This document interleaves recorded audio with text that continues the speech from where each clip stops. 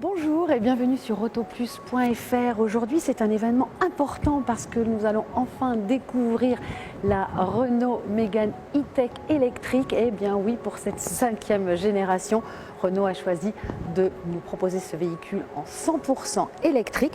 Et pour la découvrir ensemble, j'ai demandé à Stéphane Martin de m'accompagner. Bonjour Agnès, bonjour tout le monde. Alors Agnès, tu m'as dit une nouvelle Mégane. Bon, premier coup d'œil comme ça, on reconnaît bien les lignes générales de la Mégane quand même. Oui, alors c'est ce qui est assez particulier avec Renault qui a souhaité donc se lancer vraiment dans cette catégorie, dans ce segment avec du 100% électrique. C'est qu'ils n'ont pas voulu non plus trop révolutionner, trop faire une rupture. Et c'est ça qui est plutôt pas mal, c'est qu'effectivement ça ressemble vraiment à une Mégane, mais il y a quelques détails qui sont très travaillés, comme ici on voit ce capot vraiment avec des détails sculptés. Il est aussi assez horizontal parce qu'on remarque que même si c'est une berline, ça a quand même quelques petits aspects des SUV. Et c'est d'ailleurs ce que nous, à Autoplus, on appelle une cross berline. Alors oui, Agnès, cross berline comme on appelle chez nous, c'est-à-dire ces nouvelles compactes, cette nouvelle tendance de berline compacte qui adopte des codes SUV stylistiques. C'est notamment le cas chez Citroën avec la C4. Et c'est vrai qu'on retrouve aussi ça sur cette nouvelle Mégane. Alors après, on va voir dans le détail, effectivement, ça change véritablement. Ce que l'on ne voit pas, c'est que cette Renault Mégane E-Tech électrique inaugure pour Renault la plateforme CMF-EV. C'est la plateforme qui est dédiée au modèle 100% électrique, qui est une plateforme de l'Alliance et qui servira à d'autres modèles dans le futur. On ne connaît pas encore en termes dynamiques, mais qu'on a déjà vu en statique sur le Nissan Ariya notamment.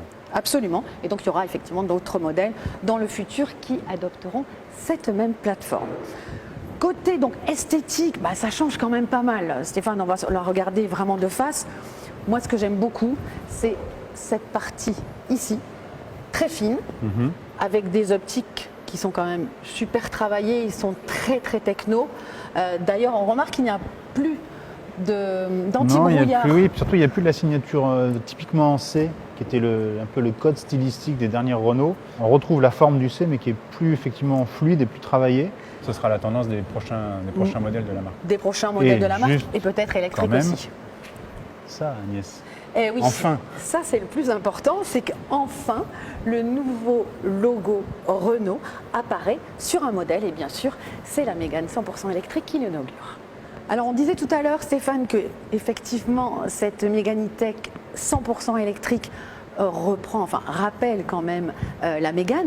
En revanche, côté gabarit, ça change vraiment beaucoup puisque cette Mégane électrique mesure 4,21 m de long, ce qui est quand même beaucoup plus court. C'est 15 cm de moins qu'une Mégane thermique. Et puis aussi en hauteur, alors là, c'est quelques centimètres en plus, elle mesure 1,50 m, c'est ce côté un petit peu justement crossover, mélange des genres, qu'on retrouve aussi d'ailleurs en termes de design avec ces protections ici, les protections sur le côté, et puis cette surface vitrée qui est quand même très étroite. Alors moi j'ai plusieurs choses, pas deux. J'aime beaucoup les poignées affleurantes, ça c'est quand même super classe. Oui, en plus c'est pour l'efficience, pour la consommation, et etc. En plus effectivement, ça profite au portefeuille paraît-il, donc tant mieux. Ce qui profite moins au portefeuille, c'est les jantes de 20 pouces minimum, donc c'est très joli, ça remplit bien les arches. Par contre, quand vous allez passer les 4 pneus hiver ou juste changer de pneus, vous allez le sentir passer. Et alors, un truc que je ne comprends pas, c'est une voiture 100% électrique, donc c'est très bien, on peut la recharger, mais la trappe est ici à l'avant, alors qu'en général, on se gare et on se branche à l'arrière. Donc j'espère que Renault a prévu des câbles assez longs pour pouvoir se connecter. Alors tu vois Stéphane, moi j'aime beaucoup l'arrière, je trouve ça vraiment sympa, les épaulements là, je trouve ça très joli. Ce que j'aime beaucoup aussi, c'est ce bandeau qui est quand même assez fin.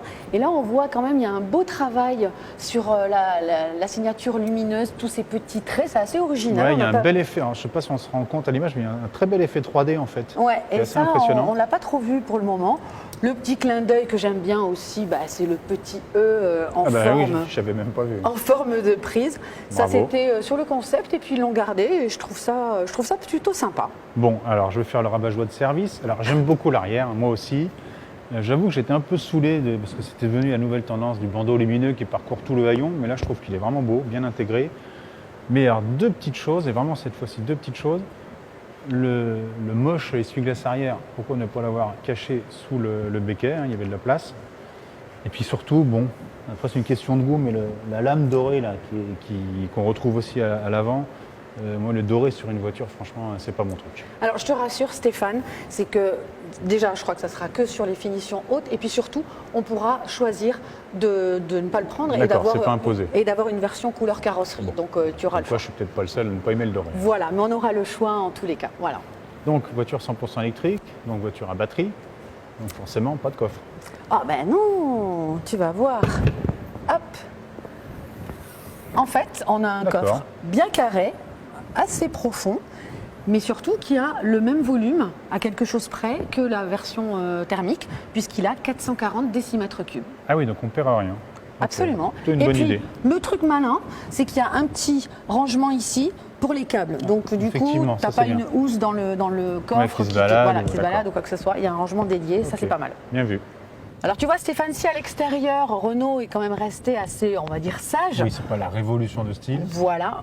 Moi, à l'intérieur, là, j'avoue qu'ils ont vraiment fait quelque chose d'assez exceptionnel.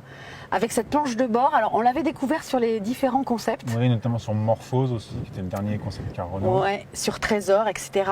Et cette planche de bord, elle est assez étonnante. Donc on a vraiment un ensemble d'un seul bloc en forme de L inversée, avec bien sûr les compteurs numériques de 12,3 pouces, donc ça fait une trentaine de centimètres, 31 centimètres environ.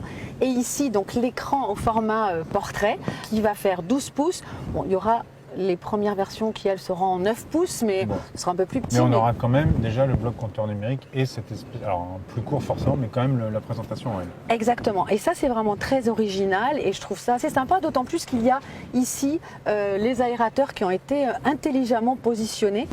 On les voit presque pas d'ailleurs. C'est vraiment très impressionnant. J'avoue que moi, j'adore la présentation de la classe A avec ce double écran, mais qui est sur la même ligne. Là, le fait que ça soit légèrement incurvé en plus, que ça revient bien vers le conducteur, mais que ça reste quand même accessible aux passagers, c'est une très très bonne idée, une belle réussite. Ouais. Il y a d'autres détails que moi j'aime bien, c'est la forme du volant, qui est quand même assez original.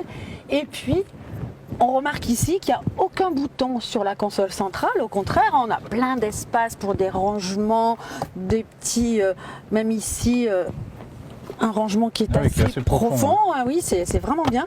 Et du coup, le levier de vitesse est ici. Alors, ça a un côté un peu à l'ancienne, mais moi j'aime bien avoir. Bon, évidemment, c'est une boîte auto, on va dire, mais moi j'aime bien ce sélecteur derrière le volant. Ça permet de dégager de l'espace et je pense qu'à l'usage, ça reste plus pratique que ces fameuses molettes qui se généralisent. Donc, moi, je ne suis pas très fan. Ouais, les nouveaux petits sélecteurs, là, t'aimes pas trop ça. Après, côté matériaux, il y a sur les contreportes et puis ça encercle comme ça toute la planche de bord. Il y a ce matériau qui est assez étonnant. En fait, c'est du bois, c'est du tilleul.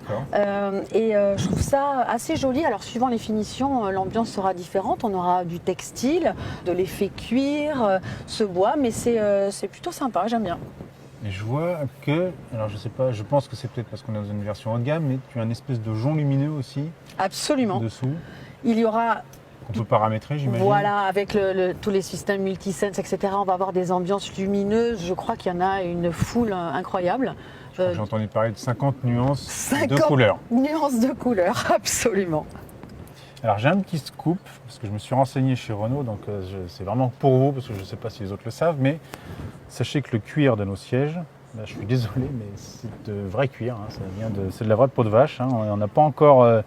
La tendance actuelle, c'est d'avoir des matières recyclées ou pas naturelles, histoire de ne pas abîmer les animaux. Parce que je sais que par exemple chez DS4, on a le droit du dos de saumon, mais c'est du saumon d'élevage. Bon, là, c'est encore du vrai cuir, mais on nous a promis chez Renault qu'ils travaillaient à des matières synthétiques qui vraiment n'abîmeraient pas, n'entameraient pas la santé de ces pauvres animaux. Mais il y a quand même beaucoup de matières recyclées dans la voiture, il faut quand même le préciser. Il y a vraiment ce souci-là quand même. C'est très joli. Je trouve qu'il y a par contre beaucoup de boutons sur le volant. C'est un peu dommage. Il en reste encore beaucoup. En contrepartie, on a plein de raccourcis directs et on n'est pas obligé de forcément à chaque fois passer par l'écran tactile. Notamment, je vois qu'il y a la clim qu'on peut avoir en direct. Et ça, c'est un vrai plus à l'usage aussi. Absolument. On va aller regarder aux places arrière si on est bien installé. Oui, parce que c'est quand même là aussi qu'on l'attend. Absolument. Alors, je ne sais pas ce que tu en penses, Stéphane, mais cette Mégane électrique mesure 4,20 m, 4,21 m. C'est soit moins que l'actuelle thermique. 15 cm de moins quand même. Pas rien. Mais j'ai l'impression qu'à l'intérieur, notamment aux places arrière, on a quand même le même espace. La Mégane actuelle thermique, ce n'est pas la plus logeable de sa catégorie. Et c'est vrai qu'ici, j'ai l'impression qu'effectivement, on a gagné quelques centimètres, voir ce qu'ils appellent le rayon de genou. Et même moi, avec mon 1,84 m, je ne suis pas gêné. Toi, je pense que c'est pareil. Ah, moi, je suis vraiment correctement on est bien maintenu. installée. Ça, j'aime bien. Les assises vont assez loin pour soutenir les cuisses, donc ça, sur les longs trajets, c'est top. Ouais. En revanche, la plage centrale, j'ai un petit doute parce qu'elle est un petit peu étroite, mais elle est super moelleuse. Donc du coup, je pense que pour quelques kilomètres, c'est... Et puis surtout, l'avantage, c'est qu'on a un plancher plat. Oui, parce qu'effectivement, la batterie de cette voiture est sous tout le plancher. Et il faut préciser en plus que cette batterie est vraiment très fine parce qu'elle mesure 11 cm d'épaisseur, ce qui est vraiment très peu pour une batterie, pour une voiture comme celle-ci. Ça permet d'avoir à l'extérieur une voiture pas trop haute et puis du coup à l'intérieur d'avoir un vrai plancher plat. Donc c'est quand même pratique pour éventuellement utiliser la place centrale. Absolument. On est pas mal. Alors moi j'ai toujours un petit regret, mais ça c'est les nouvelles voitures. C'est ce que tu disais sur la ligne de vide qui remonte à l'extérieur, mais forcément à l'intérieur.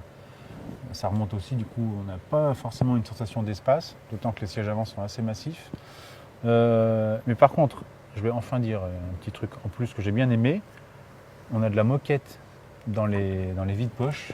Et ça, mine de rien, pour ceux qui mettent des clés ou divers objets qui se baladent, c'est quand même agréable d'avoir un truc en silence. Oui, ça c'est très bien, absolument. C'est un vrai plus, et pour jusqu'à présent, si ma mémoire est bonne, on ne trouvait ça que chez les Allemands, notamment dans la Golf. C'est vrai que ça manquait un peu aux Français, donc bravo à Renault. Stéphane, on va enfin aborder les motorisations, puisque cette Mégane donc 100% électrique sera disponible en deux versions. Il y aura une première version avec un moteur de 96 kW, ce qui équivaut à peu près à 130 chevaux, et puis une autre version de 160 kW, soit 218 chevaux. Il y aura aussi deux types de batteries, mais en fait, chaque moteur aura une seule batterie. J'imagine petite batterie, petit moteur, grosse batterie, gros moteur. Exactement. Et donc dans les batteries, on aura une 40 kWh qui autorisera une autonomie d'à peu près 300 km et puis une autre de 60 kWh qui, elle, autorisera 450 km entre deux recharges. Il faut savoir que le moteur est assez compact de cette voiture, plus petit d'ailleurs que dans une Zoé. Donc on sent que chez Renault, on a beaucoup aussi travaillé sur toute la technologie des moteurs électriques. Et puis il y a une précision importante, c'est que cette Mégane e-Tech électrique est fabriquée en France. Et ça, c'est très important de le souligner. Dans le nouveau pôle qu'il y a dans le nord de la France. Du côté du nord de la France, du côté de Douai par exemple. Absolument, donc ça c'est important de le souligner. Cette Mégane sera disponible à la commande en début d'année. Il devrait y avoir les premières livraisons en mars à peu près. Et puis côté tarif, là, Renault ne nous a rien dit. Et nous on a fait nos petites estimations et on se dit que cela devrait être autour de 38 000 €. Sans compter le bonus, bien sûr. D'accord, donc plutôt côté plus Volkswagen ID3 que Citroën C4 IC4. Exactement. Donc on a de l'ambition chez Renault. Oui, absolument. Et d'ailleurs, Luca Di Meo avait clairement annoncé qu'il y avait la gamme ID dans le viseur, je crois bien. Exact. Voilà ce qu'on pouvait vous dire pour le moment sur cette Mégane 100% électrique. On attend bien évidemment les essais avec impatience. Et puis d'ici là, nous, on vous retrouve très vite sur autoplus.fr. Et en kiosque avec Autoplus. Au revoir.